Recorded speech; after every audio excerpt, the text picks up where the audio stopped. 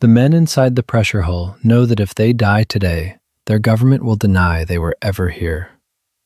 It is the height of the Cold War, and 80 American sailors are drifting silently into the sovereign waters of the Soviet Union. This is not a mission of conquest, but a quiet experiment to see how long a machine can hide before the water turns into a tomb. To understand what is about to happen, we must first strip away the Hollywood mythology of submarine warfare. When we think of submarines, we think of torpedoes, emergency blows, and captains shouting orders in red-lit control rooms. We think of the hunt. But Operation Avacha Bay is not a hunt. It is not a raid designed to destroy enemy shipping, nor is it a deterrence patrol meant to park nuclear missiles off a hostile coast. It is something far more clinically dangerous.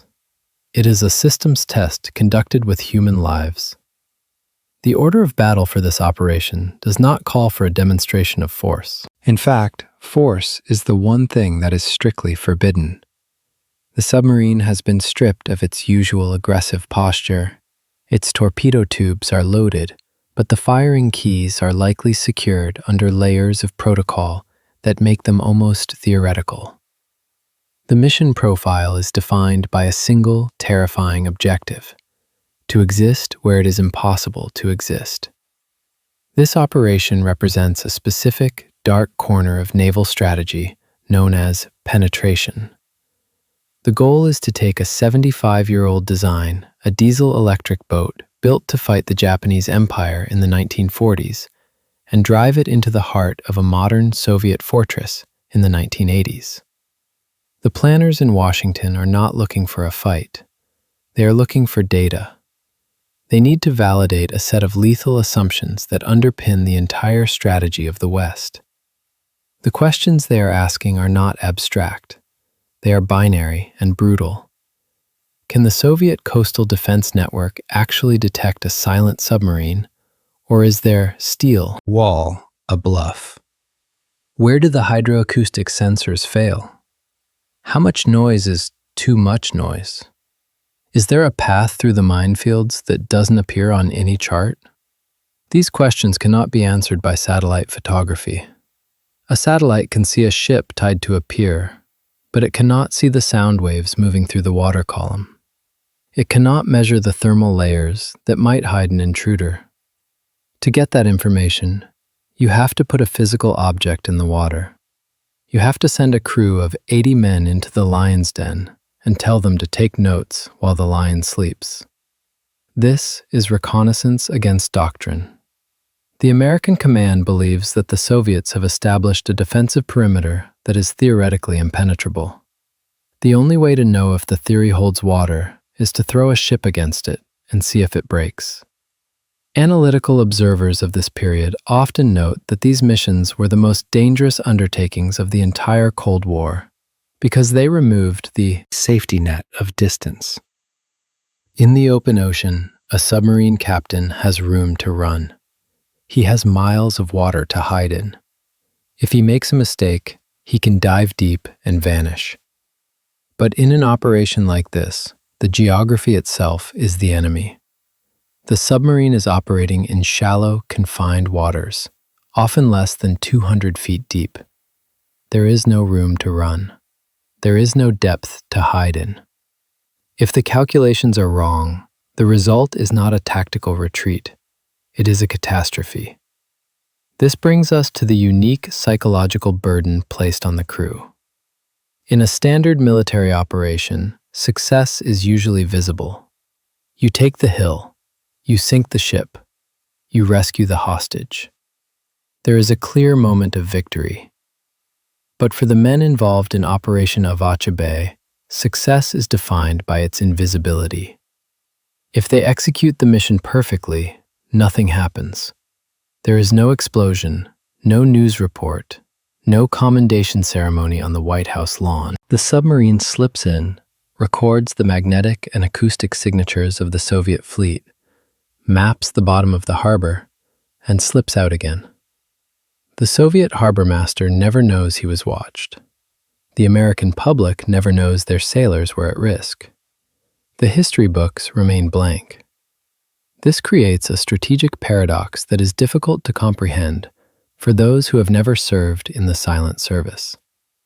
The only acceptable outcome is one that leaves no evidence that the operation ever took place. However, the consequences of failure are asymmetrical. If the submarine is detected, the situation escalates instantly from a covert intelligence gathering mission to an international diplomatic crisis. A foreign warship caught inside the sovereign territorial waters of a superpower is not treated as a wayward traveler. It is treated as an act of war. We must remember the context of the era. Tensions are already razor thin.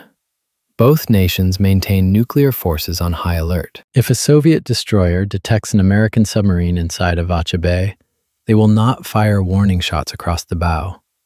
They will drop depth charges. They will fire anti-submarine rockets. Their standing orders are to protect the integrity of the state, and a submarine in their harbor is a direct threat to that integrity. If the American boat is damaged or sunk, the United States government faces a nightmare scenario. They cannot admit the submarine was there. To admit it would be to admit to a violation of international sovereignty so flagrant that it could fracture alliances and destabilize the global balance of power. The families of the lost sailors would likely be told a cover story, a training accident in the deep Atlantic, a mechanical failure far from enemy lines. The truth would be buried in a classified file for 50 years. So, the crew is operating under a grim reality. If they succeed, they get silence. If they fail, they get disavowed. This pressure cooks the atmosphere inside the boat. Every sailor, from the captain to the youngest fireman in the engine room, understands that their survival depends on a collective suspension of disbelief. They have to believe that the intelligence reports about Soviet sensor blindness are correct. They have to believe that their own machinery will not betray them with a sudden squeal of metal or a pop of hydraulic pressure. Historians who study this period, such as those documenting the blind man's bluff era of submarine espionage, often point out that these missions were not driven by recklessness, but by a desperate need for certainty. The Cold War was a conflict of shadows. Both sides were terrified of what they couldn't see. The Soviets were building massive new ballistic missile submarines, the boomers that could destroy American cities from the safety of their own bastions. The U.S. Navy needed to know if they could get in close enough to track these boomers before they reached the open sea. Operation Vacha Bay is the physical manifestation of that anxiety. It is a gamble that the American technological edge, specifically in silence and sonar, is sharp enough to cut through the Soviet net. But technology is only part of the equation. The planners are relying on something else, the human element of the enemy. They are betting on the boredom of the Soviet conscript watching the radar screen. They are betting on the complacency of the harbor patrol that has done the same route for 5 years without ever seeing a ghost. They are betting that the Soviet system is so rigid, so confident in its own forbidden zone status, that it has stopped looking for the impossible. This is the systems test in its purest form. It is a test of the Soviet mind as much as the Soviet machine. As the submarine approaches the edge of the operational area, the crew begins the ritual of rigging for ultra-quiet. This is not just a switch they flip. It is a transformation of the ship's entire way of life. The lights are dimmed to reduce electrical load. Non-essential systems are powered down. The ventilation fans are slowed or stopped, allowing the air to grow stale and heavy. Men stop wearing shoes, moving through the boat in socks to dampen the sound of footsteps on steel decks.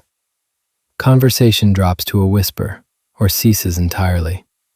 Cooking is suspended. The clatter of a pot lid in the galley could theoretically resonate through the hull and be picked up by a hydrophone miles away. The ship becomes a tomb of living men, holding their breath together. They are entering a world where the primary enemy is not a weapon, but physics itself. Sound travels more than 4 times faster in water than in air. It travels with a fidelity that is unforgiving. A dropped wrench in the engine room is not just a noise. It is a broadcast signal. It is a beacon that says, "Here I am." The mission planners have analyzed the charts of Avacha Bay. They have studied the tidal currents, the salinity levels, and the probable locations of the minefields. But charts are just paper. They cannot capture the reality of the environment. They cannot predict the sudden thermal layer that traps sound or the storm front that changes the ambient noise level of the ocean. This is why the submarine must go in. They are the explorers of a hostile dimension. They are mapping the acoustics of danger. It is important to emphasize that this is not a cowboy stunt. The captain of the submarine is not a rogue operator. He is following a meticulous, step-by-step plan approved by the highest levels of the Pentagon. Every turn, every depth change, every minute of silence has been calculated. The risk has been weighed against the value of the intelligence. The decision has been made that the lives of these 80 men are worth the knowledge of what lies inside the bay. But as the coastline of the Kamchatka Peninsula begins to rise on the sonar screens, a jagged wall of rock interfering with the return pings, the calculations of the Pentagon feel very far away. The reality is the cold steel of the pressure hull and the rhythmic, terrifying silence of the deep. The submarine is crossing a threshold. Behind them lies the relative safety of the open Pacific Ocean, where the water is deep and the rules of international law still apply. Ahead of them lies the territorial boundary of the Soviet Union. Once they cross that invisible line, they are no longer legal combatants in a neutral space. They are intruders. They are burglars in the house of a heavily armed neighbor who does not hesitate to shoot trespassers. The mission is simple. Go where you are not supposed to be. See what you are not supposed to see, and come back without leaving a footprint. But the ocean is a difficult place to leave no trace. A submarine displaces water. It disturbs the magnetic field of the Earth. It radiates a tiny amount of heat. It is a foreign object in a natural system. The Soviet defenses are designed to detect exactly these anomalies. The game is to keep those anomalies below the threshold of perception. As the submarine drifts closer to the entrance, the crew prepares for the long wait. They know that this operation will not be over in an hour. It may take days of creeping, drifting, and listening. They will be pushed to the limits of their physical endurance. The air will turn foul. Their muscles will cramp from lack of movement. The tension will become a physical weight on their chests. They are volunteers, but in this moment, they are also subjects in a grand experiment. The question being asked is simple. Is the Iron Curtain truly a solid wall, or is it a sieve? The answer lies just a few miles ahead, past the rocky headlands that guard the entrance to Avacha Bay. The submarine makes a minor course correction. The rudder turns. The propeller turns slowly, barely agitating the water. The descent begins. The test has started. Avacha Bay is not just a body of water. To the strategic planners of the Soviet Union, it is a cathedral of naval power. And like any cathedral, it is guarded by both walls and faith. Geographically, it is a masterpiece of natural defense. Located on the southeastern coast of the Kamchatka Peninsula, it is a vast, circular basin of deep water protected from the open Pacific by a narrow, treacherous throat. The entrance is flanked by high volcanic cliffs that loom over any approaching vessel like watchtowers. It is one of the largest natural harbors in the world, capable of swallowing the entire combined naval fleets of the major powers and still having room to spare. But in the Cold War, geography is only the first layer of the fortress. The Soviets have transformed this bay into a bastion, a heavily militarized zone designed to ensure the survival of their second strike nuclear capability. When we speak of Avacha Bay as a target, we are not speaking of a single location. We are describing a networked system of overlapping defenses. It is designed so that an intruder does not need to be directly seen to be detected. The first layer is the hydroacoustic array. The ocean floor outside the harbor entrance is wired. Miles of sensitive cables are laid across the seabed, connected to hydrophones that listen to the heartbeat of the ocean. These sensors are tuned to specific frequencies: the cavitation of a propeller, the hum of an electrical generator, the transient noise of a hull popping under pressure. They create an electronic tripwire. If a submarine crosses this line, a light blinks on a console in a bunker on shore, and the hunt begins before the intruder even knows he has been spotted. The second layer is the magnetic anomaly detector, MAD, network. A submarine is a massive chunk of ferrous metal. When it moves through the Earth's magnetic field, it creates a disturbance, a ripple in the invisible lines of force. Soviet patrol aircraft, constantly circling overhead, trail sensors that can pick up this disturbance from the air. In the shallow approaches to the bay, stationary magnetic loops on the seabed can also serve as silent sentries. You can silence a machine, but you cannot silence physics. A steel hull is a steel hull. The third layer is the surface patrol. The entrance to Avacha Bay is a choke point. It is constantly trafficked by Soviet destroyers, frigates, and anti-submarine corvettes. These ships are not just passing through, they are sanitizing the area. They run active sonar loud, pinging pulses of sound that scour the water column for anything solid. They drop small explosive charges as a deterrent, a constant reminder that this water is lethal. The final layer is the coastal artillery and missile batteries. Dug into the cliffs overlooking the entrance are bunkers housing anti-ship missiles and heavy guns. These are the teeth of the fortress. If a surfaced submarine or a support ship is detected, it does not need to be engaged by another ship. The land itself will kill it. This overlapping network creates a kill box. The bay is designed on the principle that if one sensor misses you, the next one will catch you. If the hydrophones don't hear you, the magnetic sensors will feel you. If the magnetic sensors miss you, the active sonar will paint you. So why does this specific bay matter so disproportionately? Why risk an American submarine to penetrate such a lethal trap? Because Avacha Bay is the operational heart of the Soviet Pacific strategy. Inside this protected basin lies the town of Petropavlovsk-Kamchatsky and the secret submarine base at Rybachi. This is the home of the boomers, the Delta and Typhoon-class ballistic missile submarines. These monsters carry intercontinental ballistic missiles capable of reaching any city in the United States. They are the Soviet Union's insurance policy.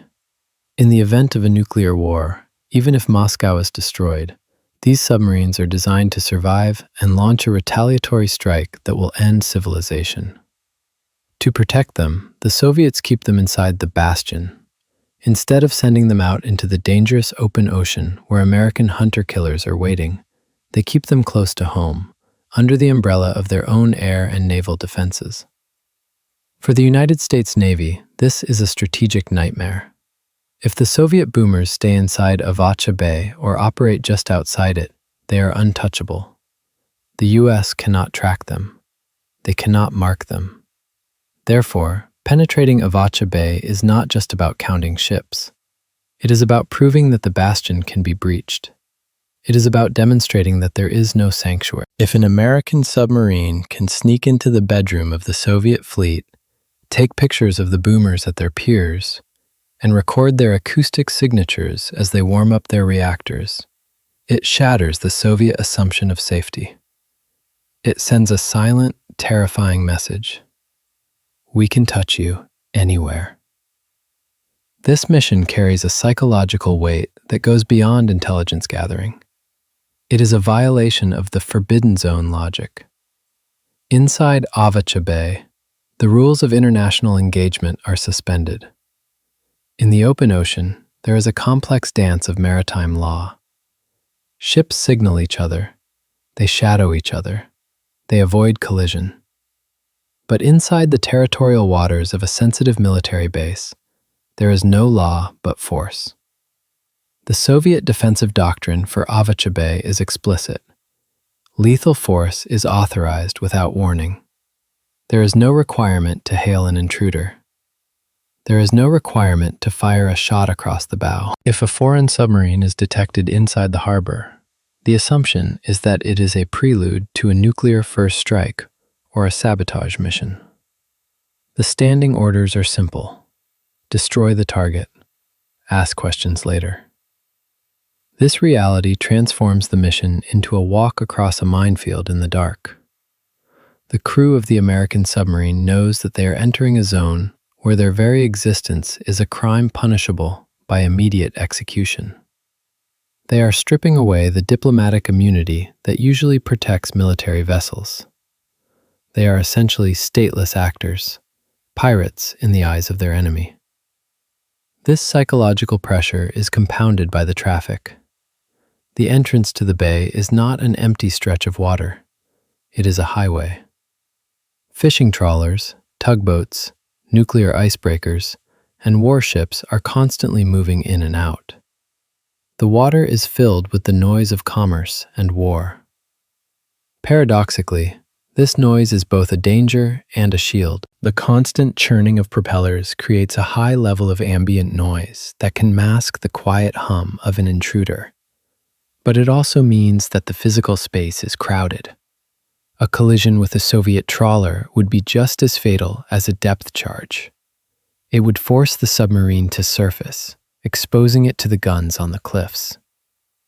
The American planners have studied the patterns of life of the bay. They know when the fishing fleets go out. They know the shift changes of the harbor patrol. They are looking for a gap in the rhythm, a moment when the noise is high enough to hide them, but the traffic is low enough to avoid a crash. But patterns are not promises. A scheduled destroyer departure might be delayed. A fishing boat might veer off course.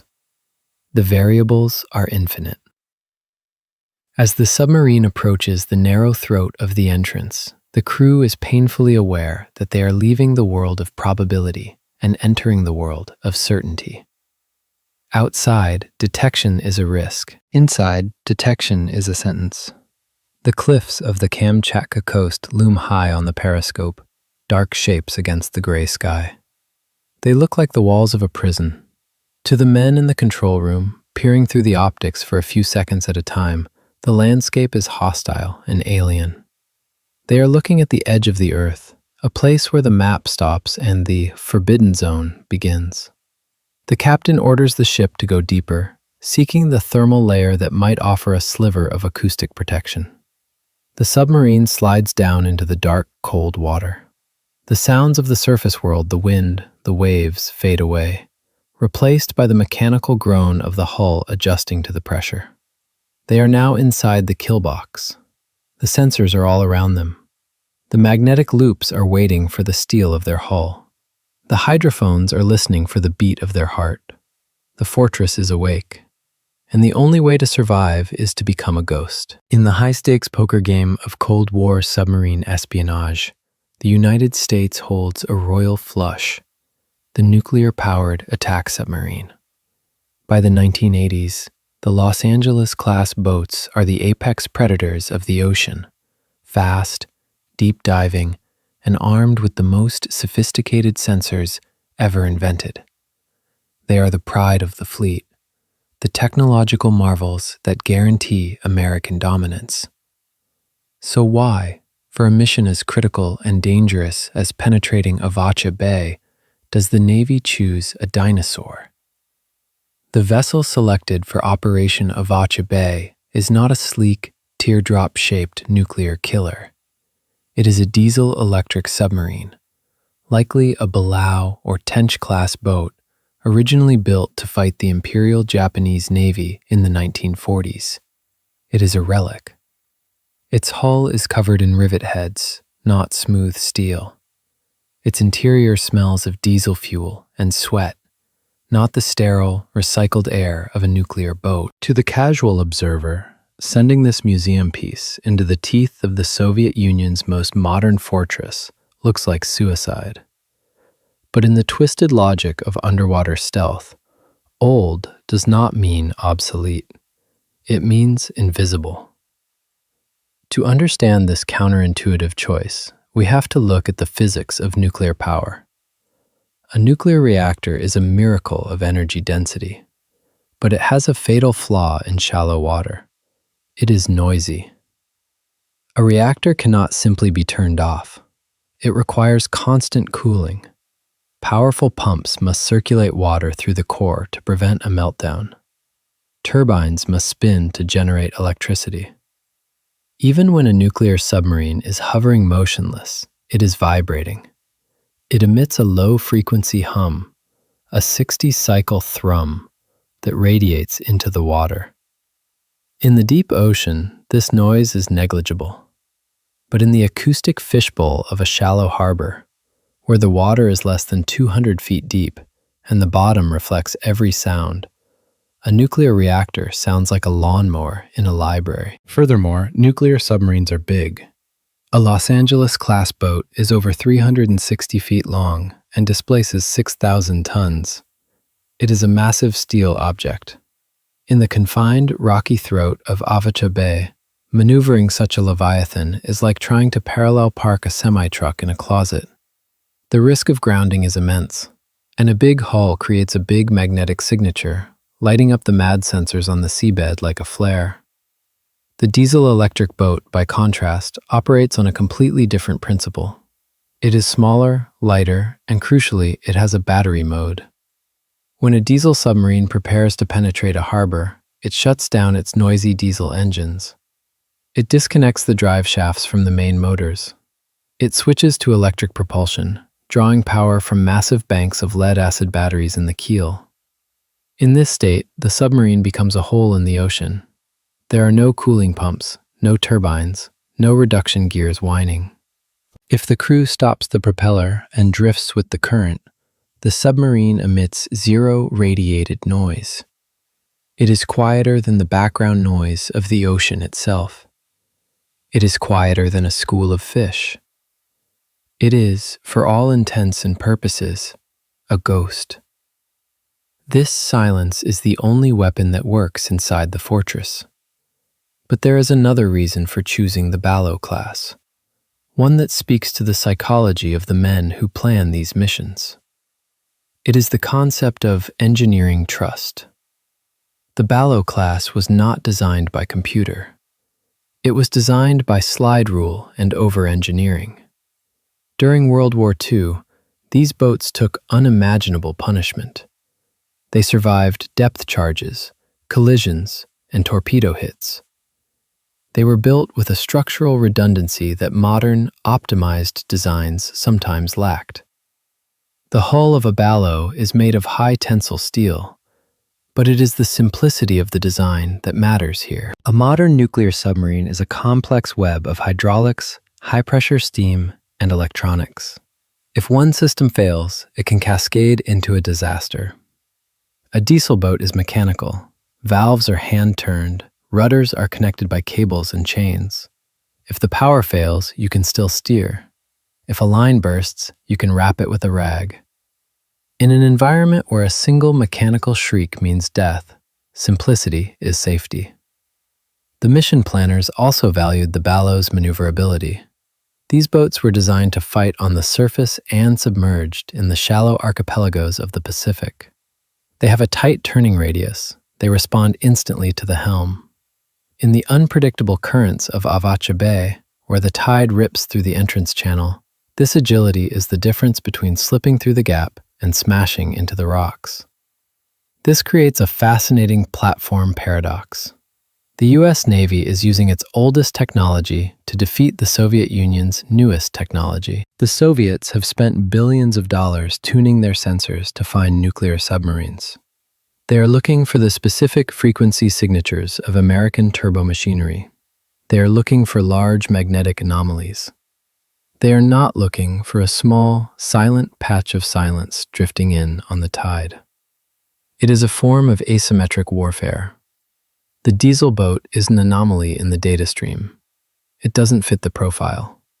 And in the world of automated detection systems, things that don't fit the profile are often filtered out as noise or glitches. However, this choice comes with a terrible price for the crew. A nuclear submarine has unlimited range and unlimited air. It can stay submerged for months.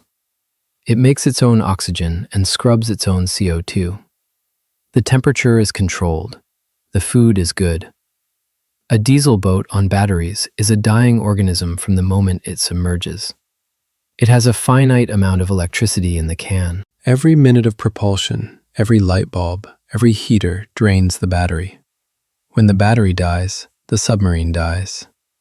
And the air is a finite resource too. A diesel boat is a sealed steel bottle. 80 men are breathing the same oxygen over and over. As the hours tick by, the oxygen levels drop and the carbon dioxide levels rise. The atmosphere becomes heavy and toxic. By choosing the diesel boat, the planners have traded tactical invisibility for human endurance limits. They have given the crew a cloak of invisibility, but it is a cloak that slowly suffocates the wearer. The mission profile requires the submarine to enter the bay, conduct its surveillance, and then, crucially, escape. The escape is the hard part. To recharge the batteries, the submarine must eventually run its diesel engines. To do that, it must snorkel raise a pipe to the surface to suck in air and vent exhaust. Snorkeling is a noisy, violent process. It is the moment the ghost becomes a machine again. If they have to snorkel inside the bay, they are dead. So the entire operation becomes a math problem. Can they sneak in, do the job, and sneak out before the battery runs flat or the crew passes out from CO2 poisoning? The margins are razor thin. There is also the matter of the hull itself. The Balao class was rated for a test depth of 400 feet. In the 1940s, that was deep. In the 1980s, it is shallow. The charts of Avacha Bay show depths that push the limits of this design. If they are detected and forced to evade, they cannot dive to 1,000 feet like a nuclear boat. They are trapped in a narrow vertical band of water.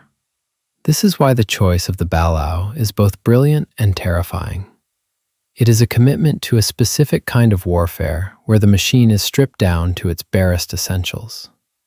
No creature comforts, no safety margins. Just a steel tube, a bank of batteries, and 80 men holding their breath in the dark. As the diesel engines cough into silence and the electric motors hum to life, the submarine undergoes a transformation. The vibration stops, the throbbing of the diesels fades away. The boat feels dead in the water. To the men on board, this silence is heavy. It presses against their ears. They can hear the creak of the hull frames as the pressure builds. They can hear the water rushing past the outer skin. They can hear the beating of their own hearts. They are now a ghost in the machine of the Soviet defense network. They are betting their lives that the old ways are still the best ways. They are betting that in the high-tech world of the Cold War, the most dangerous thing in the water is still a simple, silent killer from the past. The submarine that slips toward the mouth of Avacha Bay is not the same machine that rolled off the slipway in 1945. She has been butchered and rebuilt. To make a World War II relic viable in the Cold War, the Navy had to perform radical surgery. This process, known as the Guppy program, Greater Underwater Propulsion Power, was not a modernization. It was a transformation. To understand the risks the crew faces, we must look at the physical changes made to the steel that protects them. In her original configuration, a Balao-class submarine was a surface raider that could dive. She had a sharp bow for cutting through waves, deck guns for sinking merchant ships, and a railing around the cigarette deck where the crew could smoke. She was designed to spend 90% of her time on the surface, diving only to attack or escape. The Guppy conversion inverted this philosophy. The goal was to create a true submarine, a vessel designed to live underwater. The surgery was brutal. The deck guns were ripped off. The railings, cleats, and capstans were removed or recessed. The jagged, utilitarian superstructure was sliced away and replaced with a streamlined sail, a smooth fiberglass and steel fairing that enclosed the periscopes and masts. The bow was rounded off to improve underwater hydrodynamics. Everything that created drag or noise was eliminated. The result was a hull that looked less like a ship and more like a torpedo. But the most significant changes happened inside. The original Sargo batteries were ripped out and replaced with new high-capacity Sargo II or Guppy batteries. These were monsters of lead and acid, packed tightly into the battery wells. They offered more amps, more endurance, and more speed underwater. The electric motors were upgraded. The sonar suite was ripped out and replaced with the BQG-4 PUFs, Passive Underwater Fire Control Feasibility Study, system shark fin sensors protruding from the deck that could triangulate a target's range just by listening. This conversion gave the submarine a fighting chance. It made her quieter and faster underwater, but it also introduced a new vulnerability: the snorkel. The snorkel is the lung of the diesel submarine. It is a dual-pipe mast that rises from the sail to the surface. One pipe sucks in fresh air, the other blows out diesel exhaust. It allows the submarine to run its diesel engines while submerged at periscope depth, recharging the batteries without fully surfacing. It sounds like a perfect solution. In reality, snorkeling is a nightmare. When the snorkel is raised, the submarine is tethered to the surface. The head valve, the mechanism that stops water from pouring down the pipe, is designed to snap shut if a wave washes over it. When this happens, the diesel engines, which are massive air pumps, don't stop sucking. They instantly create a vacuum inside the hull. The pressure inside the boat drops violently. Eardrums pop, eyes bulge. The crew gasps as the air is literally sucked out of their lungs.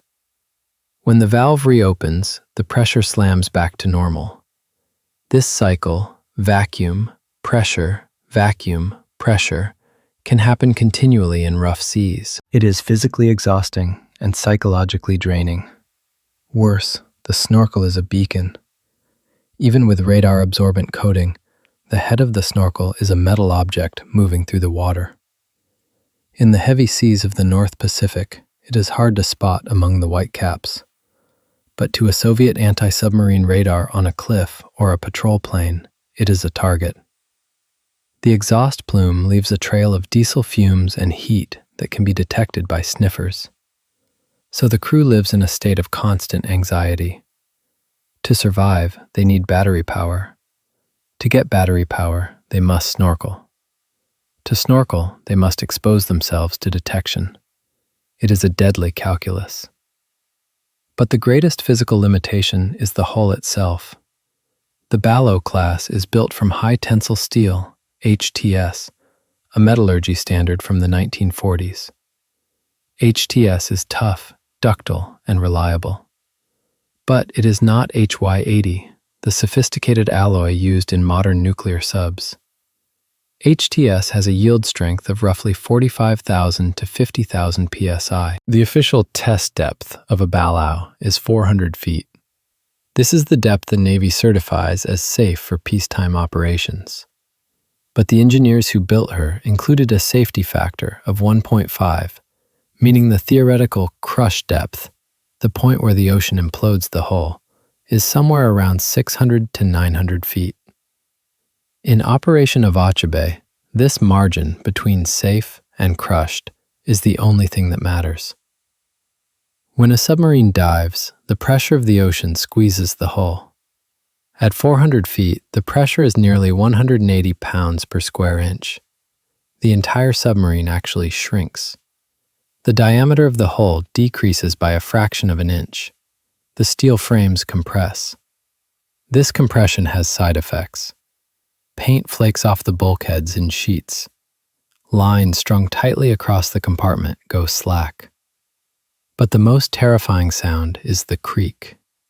As the submarine descends, the HTS steel shifts. Frames settle. Micro-movements in the metal send loud, popping cracks through the hull. To a sonar operator listening for silence, these pops are gunshots.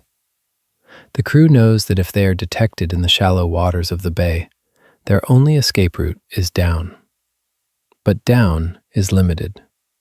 The bottom of the Pacific drops off quickly outside the bay, plunging into the abyss.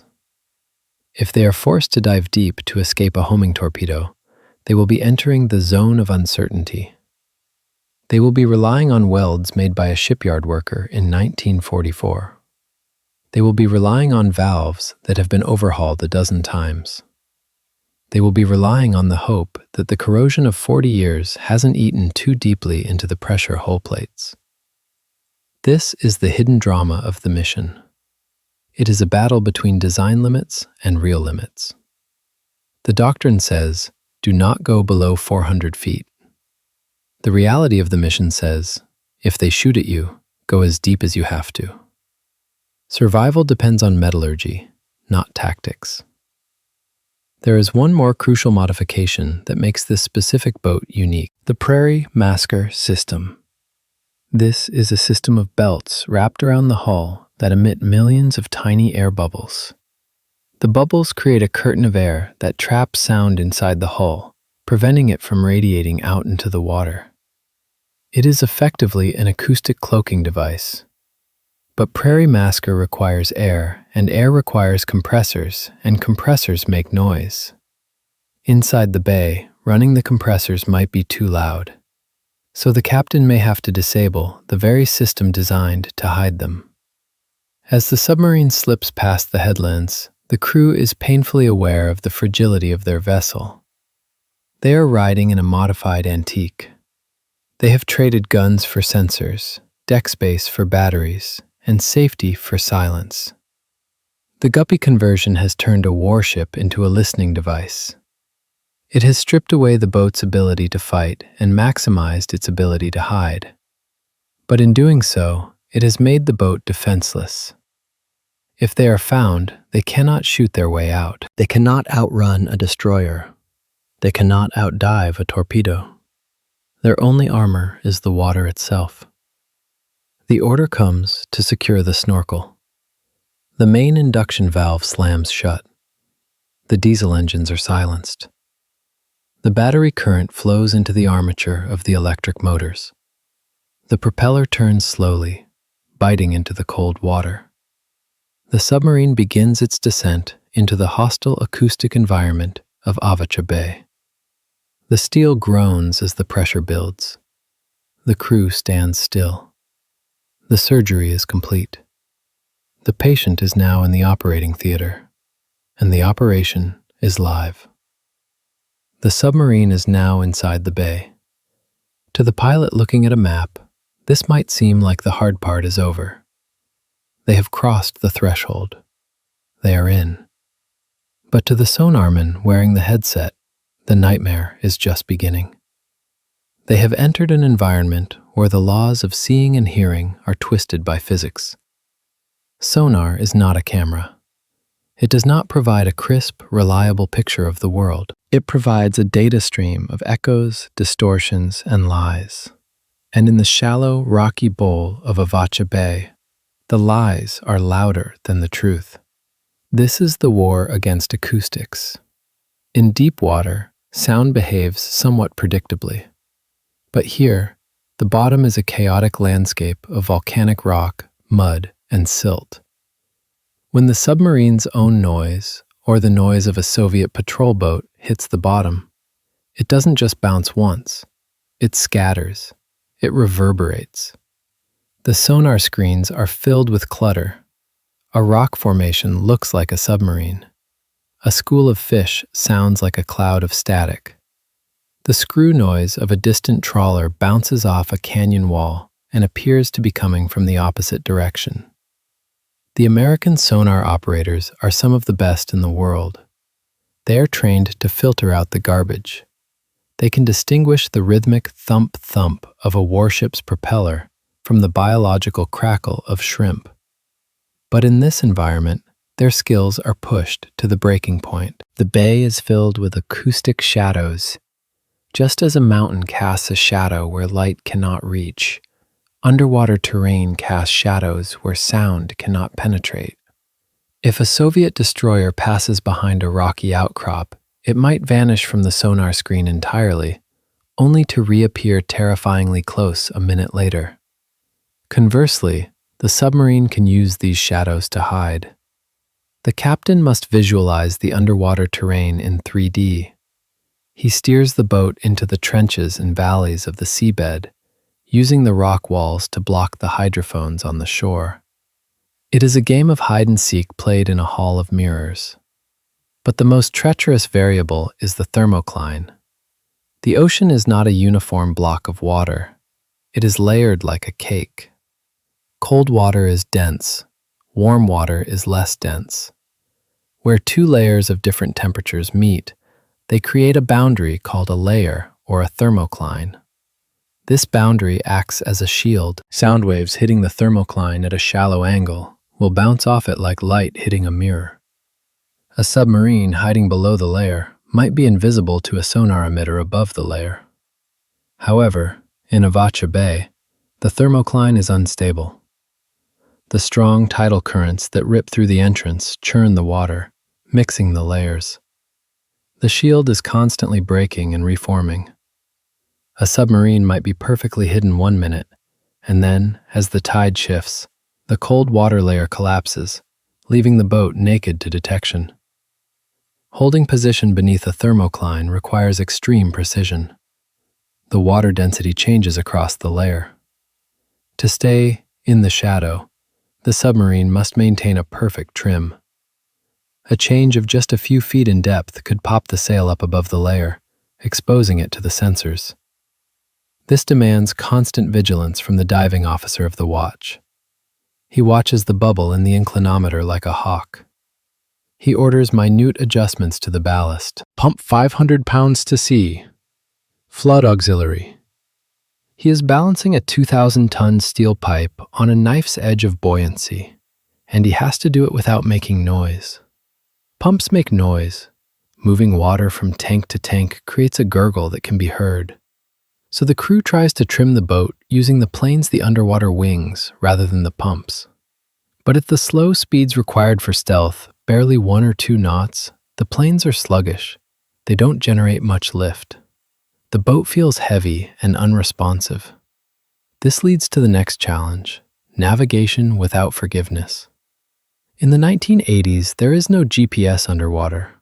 The submarine's inertial navigation system, SINS, is good, but it drifts over time.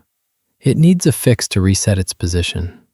Usually, a sub would pop a mast to get a satellite fix or a LORAN reading. But here, inside the fortress, raising a mast is suicide. So they are navigating by dead reckoning. They estimate their speed, their heading, and the current, and they plot a line on a paper chart. But the charts are unreliable. The American intelligence maps of Avacha Bay are pieced together from old surveys, satellite photos, and guesswork. They are incomplete. They are generalized. A rock that appears as a small dot on the chart might actually be a jagged spire capable of ripping the bottom out of the hull. The navigator is sweating over the plotting table. He knows that a single miscalculation, a drift of just a few hundred yards, could put them aground. Grounding in enemy waters is the ultimate failure. If they hit the bottom, the noise would be a thunderclap. The hull would shudder. The sonar dome could be crushed. They would be stuck, unable to move, waiting for the Soviet divers to come down and knock on the hatch. The tides are both an ally and an executioner. The tidal flow into the bay is powerful. It can help the submarine glide in silently, riding the current like a leaf in a stream. This saves battery power. It reduces propeller noise. But when it's time to leave, that same current becomes a wall. If the tide is rushing in, the submarine has to fight against it to get out. This requires more power, more RPMs, more noise. The captain has to time the mission perfectly with the tidal cycles. He has to enter on the flood and exit on the ebb. But the hydrodynamics in the narrow straits are violent. The rushing water creates vortices and eddies. A submarine caught in a vortex can suddenly lose depth control. The bow might dip sharply, driving the boat toward the bottom, or it might be sucked upward toward the surface. The plainsmen fight the yoke, their knuckles white. They feel the water wrestling with the ship. They have to anticipate the movement, correcting before the boat swings too far. It is a physical battle. And all the while, the Soviet Navy is going about its business above them. The propeller noise of a Krivat-class frigate washes over the hull. It sounds like a freight train passing overhead. The crew freezes. They look up at the overhead as if they can see the gray steel keel slicing through the water just 50 feet above them. Active sonar pings strike the hull. Ping, ping. It is a terrifying sound. It is not the soft electronic beep of the movies. It is a physical impact. It sounds like someone hitting the hull with a hammer. The sound resonates through the steel ribs. It vibrates in the sailor's teeth. Is it a search mode? Or is it a targeting mode? The captain listens to the interval. If the pings are spaced out, the enemy is just looking. If the pings speed up, shifting to a higher pitch, they have found something. The pings continue, slow and rhythmic. The frigate moves on. The crew exhales. They are fighting a war against probability. Every minute they spend inside the bay, the odds of a random detection increase. A fishing net could snag their screw. A sudden change in salinity could make them heavy and drag them into the mud. A Soviet sonar operator who is actually awake could notice the anomaly. But they press on. They have a job to do. The submarine creeps toward its target area, the anchorage where the Soviet boomers are parked. The cameras are prepped. The tape recorders are rolling. They are about to steal the soul of the Soviet fleet. But as the mission drags on, a new enemy begins to rise inside the boat. It is not the Soviets. It is not the rocks. It is the chemistry of their own survival. The air is getting thin. The submarine has been submerged for 18 hours. The hatch is sealed. The snorkel is secured. The connection to the outside world is severed. Inside the steel tube, 80 men are consuming oxygen and exhaling poison. This is the internal battle. While the captain fights the currents and the sonar operators fight the acoustics, the crew fights their own biology. Carbon dioxide, CO2, is a silent killer. On a nuclear submarine, massive scrubbers chemically remove CO2 from the air, keeping the atmosphere crisp and clean. But on a diesel boat running on batteries, the scrubbing capacity is limited. The scrubbers use power. They make noise. In the ultra-quiet conditions of Avacha Bay, the captain may order them shut down or run at minimum capacity. As the hours tick by, the CO2 levels in the boat begin to rise. At 1 million, the breathing rate increases slightly. It feels like a stuffy room. At 2 million, the breathing becomes deeper. Physical exertion becomes difficult. At 3 million, the headaches start. A dull, throbbing pain behind the eyes. At 4 million, the mind begins to fog. Cognitive clarity degrades. Simple calculations take twice as long. Orders have to be repeated. The crew moves through the boat in a slow-motion daze. They are lethargic. Their limbs feel heavy. This is not just fatigue. It is chemical suppression. The CO2 is acidifying their blood. For the sonar operators, this is catastrophic. Their job requires intense, unwavering concentration. They are staring at screens, looking for minute patterns in the noise. But the CO2 makes their eyes water. It makes their attention drift. They have to fight to stay awake. Hallucinations begin to appear at the edges of vision. Shadows seem to move. A flicker on a gauge looks like a warning light. The line between reality and exhaustion blurs. And yet, they cannot rest. They are at battle stations. The air is not the only thing dying. The battery is dying too. The massive lead-acid cells in the keel are the submarine's only source of life. They power the propulsion. They power the sonar. They power the lights. But they are a finite resource. Every turn of the propeller drains the can. The voltage drops. The specific gravity of the electrolyte falls. The engineering officer watches the battery gauges with obsessive dread. He is calculating the strategic countdown. If the battery drops below a certain threshold, they lose the ability to surge speed. They cannot run. If it drops further, they lose the ability to maintain depth control. The trim pumps will fail. If it hits zero, the boat becomes a steel coffin. They will sink to the bottom and suffocate in the dark. This energy depletion is irreversible under stealth conditions. To recharge, they must snorkel. To snorkel, they must surface. To surface is to die. So they hoard every amp. The heaters are turned off. The boat grows cold. The condensation drips from the overhead pipes, cold water landing on the necks of the shivering crew. The lights are red and dim. Silence becomes a physical labor. To remain quiet, the captain orders the hydraulic systems secured. Hydraulics are noisy. Pumps whine. Valves hiss. But without hydraulics, the heavy bow planes and stern planes must be moved by hand. The plainsmen stand at the controls, gripping large metal wheels. They are physically wrestling the ship through the water. It takes immense muscle power to turn the rudders against the resistance of the sea. In the CO2-choked atmosphere, this physical exertion is torture. The plainsmen are sweating, gasping for air that isn't there. Their muscles burn with lactic acid. They trade off in short shifts, collapsing into chairs when their turn is done. This is the reality of stealth. It is not a sleek, high-tech glide. It is 80 exhausted men, freezing, suffocating, and dragging a 2,000-ton machine through the water with their bare hands. As the battery levels reach critical, the captain faces a terrible choice. He cannot leave yet. The intelligence collection is not complete. Or perhaps the tide is wrong, blocking their exit. He decides to play the final card, bottoming. All stop. Flood negative. The submarine loses buoyancy. It sinks. It drifts down past the thermal layers, past the fish, until it touches the seabed.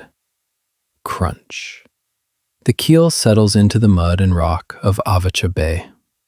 The boat shudders and stops. Bottoming is a calculated risk. The seabed is not a mattress. It is jagged volcanic rock. It can damage the rudder. It can block the cooling intakes. It can trap the hull in suction mud. But the greatest risk is noise. The impact of landing sends a thud through the water. If a sensor is close, they are caught. Once on the bottom, the submarine shuts down almost everything. The propeller stops. The motors stop. The crew lies in their bunks. They are not sleeping. They are conserving oxygen. They are trying to lower their metabolic rates.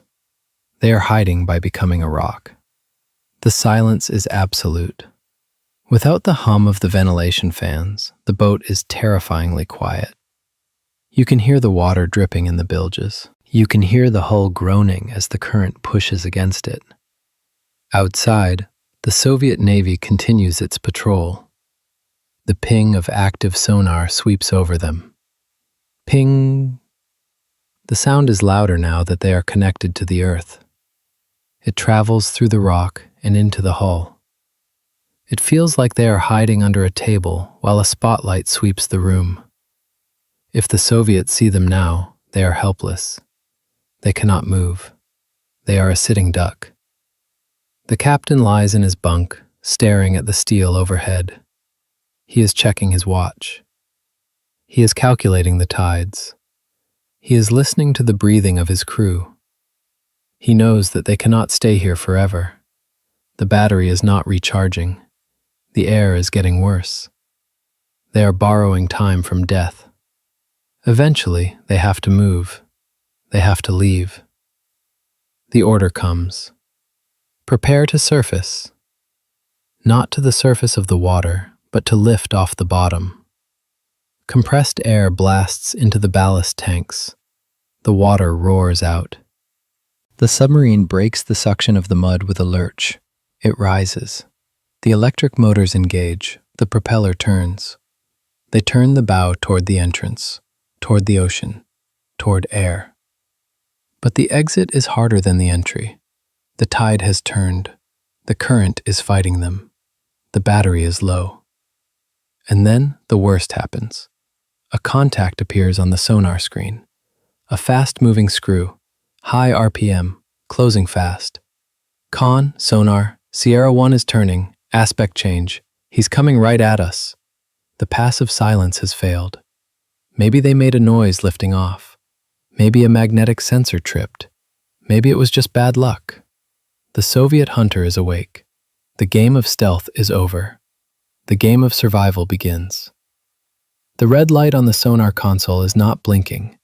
It is burning steady.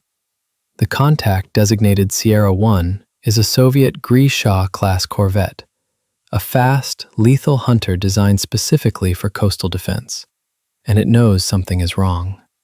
Inside the Belau-class submarine, the exhausted, oxygen-starved crew feels the shift in the ship's soul.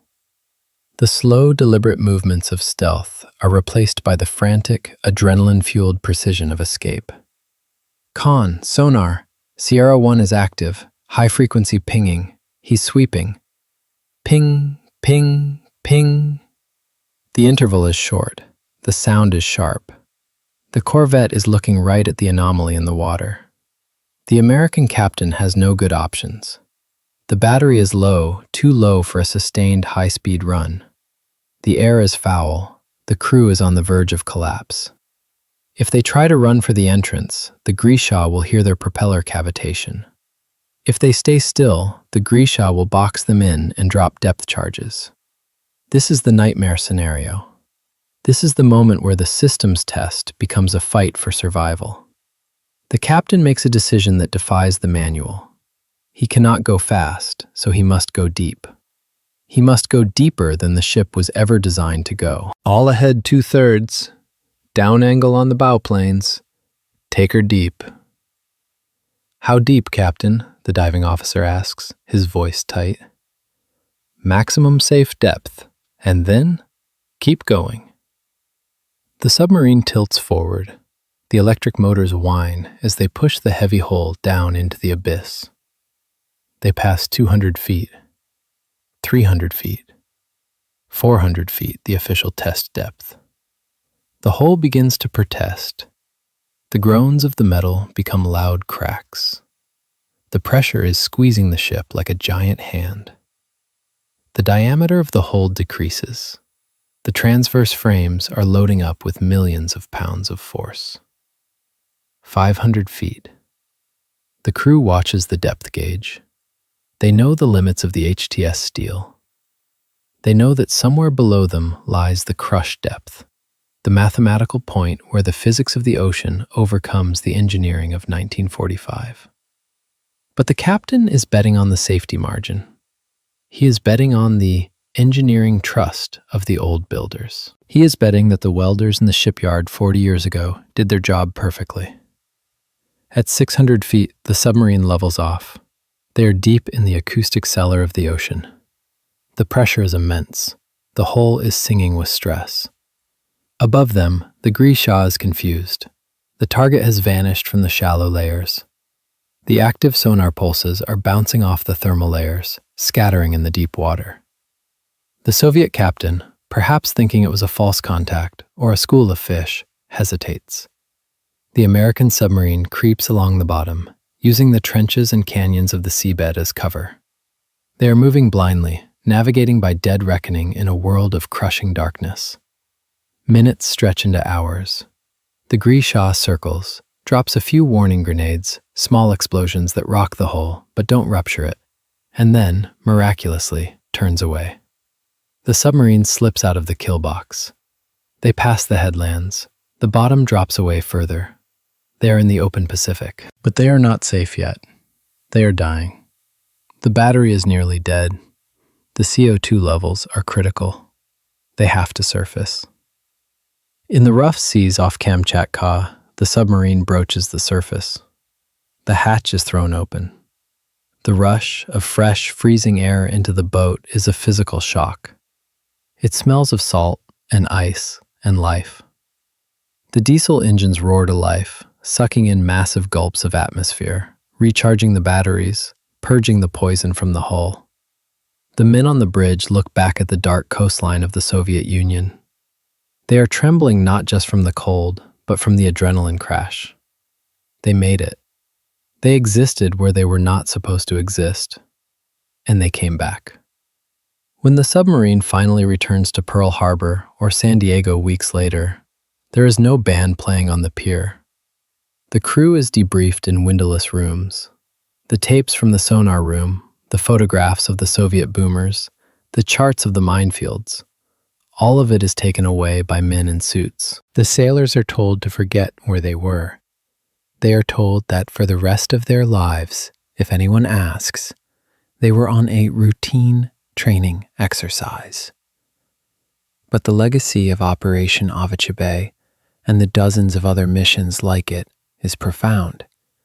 The intelligence gained was priceless. The U.S. Navy learned that the Soviet bastion was not impenetrable. They learned the specific acoustic signatures of the new Russian submarines. They learned where the blind spots were in the Soviet radar network. This knowledge shifted the strategic balance of the Cold War. It allowed the U.S. to develop new tactics, new sensors, and new weapons designed to exploit the specific weaknesses they had discovered. It proved that the Soviet Union could not hide its nuclear deterrent. But the most important lesson was not about the enemy. It was about the limits of the human machine. The Navy learned that diesel boats, despite their stealth, were pushing the boundaries of human endurance. This realization accelerated the development of quieter nuclear submarines, the Seawolf and Virginia classes, that could combine the silence of a diesel boat with the unlimited endurance of a reactor. Ultimately, this story is not just about bravery. It is about the terrifying fragility of peace. We look back at the Cold War as a period of stability, a long peace. But stories like Operation Avachabe reveal that this stability was an illusion. It was a peace maintained by men who were constantly pushing the system to the breaking point. No one wanted a war. The American captain didn't want to fire a torpedo. The Soviet corvette captain didn't want to sink an intruder. But the physics of the encounter, the dead battery, the rising CO2, the misinterpreted sonar ping, nearly forced their hands. War almost emerged not from malice, but from fatigue. From a battery gauge reading 0. From a weld seam giving way at 600 feet. The Cold War survived because of operations that never appeared in the history books. It survived because 80 men in a steel tube held their breath, trusted their ancient machine, and slipped away into the dark before the world realized how close it had come to the edge. They were the ghosts who kept the peace by proving that even the strongest walls have cracks. And they did it without leaving a footprint. History is often told through the loud moments, the speeches, the explosions, the treaties signed under bright lights. But the real history of the 20th century was often written in the quiet, terrifying moments, like the one inside that submarine. It was written in the condensation dripping from a cold pipe. It was written in the headache of a sonar operator fighting to stay awake. It was written in the silence of men who knew that their lives depended on becoming nothing more than a shadow in the water. We owe a debt to these silent warriors, on both sides, who navigated the dangerous gray zones of the Cold War with professionalism and restraint. They carried the weight of the world in a steel bottle, deep beneath the crushing pressure of the sea, and they brought it back safely to the surface. Their story reminds us that peace is not a natural state. It is an active, difficult, and dangerous achievement, maintained by people who are willing to go into the dark so the rest of us can live in the light. Thank you for spending part of your day with us. If this deep dive into the hidden history of the Cold War meant something to you, we'd be honored to have you with us again. Until next time, stay curious and take good care.